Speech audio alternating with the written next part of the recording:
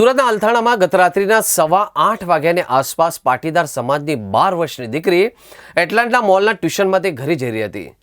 35 થી 40 વર્ષના મોહમ્મદ અઝીઝ નામના યુવકે તેની છેડતી કરી। સગીરાએ ચીસાચીસ કરતા આસપાસના લોકો દોડી આવ્યા। આરોપીને રંગે હાથે ઝડપી પાડ્યા। રોષે ભરાયેલા લોકોએ પોલીસને બોલાવતા પહેલા જ આરોપીને બરાબરનો મેથીપાક ચખાડ્યો। 112 કંટ્રોલ રૂમની ગાડી આવી પણ લોકોનો ગુસ્સો શાંત થયો નથી। આરોપીને વાનમાંથી બહાર કાઢીને ફરીથી બેફામ માર માર્યો। રાત્રિના સમયે 4000થી વધુ લોકોએ અલથાણ પોલીસ સ્ટેશનનો ઘેરી લેતા માહોલ તંગ બન્યો હતો। પોલીસે ભીડને કાબૂ કરવા લાઠીચાર્જ પણ કર્યો। પોલીસના બળપ્રયોગમાં એસપીજીના સભ્યોને ઈજા પહોંચતા જ મજૂરા નિર્ભર હોસ્પિટલમાં એડમિટ છે। આજે આરોપી મોહમ્મદ અઝીઝને લઈને પોલીસ રિકન્સ્ટ્રક્શન માટે સ્થળે પહોંચી।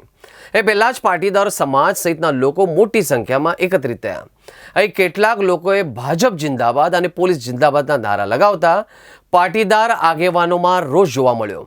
પાટીદારોએ જય સાદાના નારા સાથે ચોખ્ખા શબ્દમાં કહી દીધું, અહીં કોઈ ભાજપના લોકો નથી, તમામ પાટીદારો છે, અહીં પક્ષ લઈને આવો નહીં। જ્યારે મહિલાઓએ પણ બંગડી બતાવીને ભાજપ હાય હાય, ગુજરાત પોલીસ હાય હાયના નારા લગાવ્યા।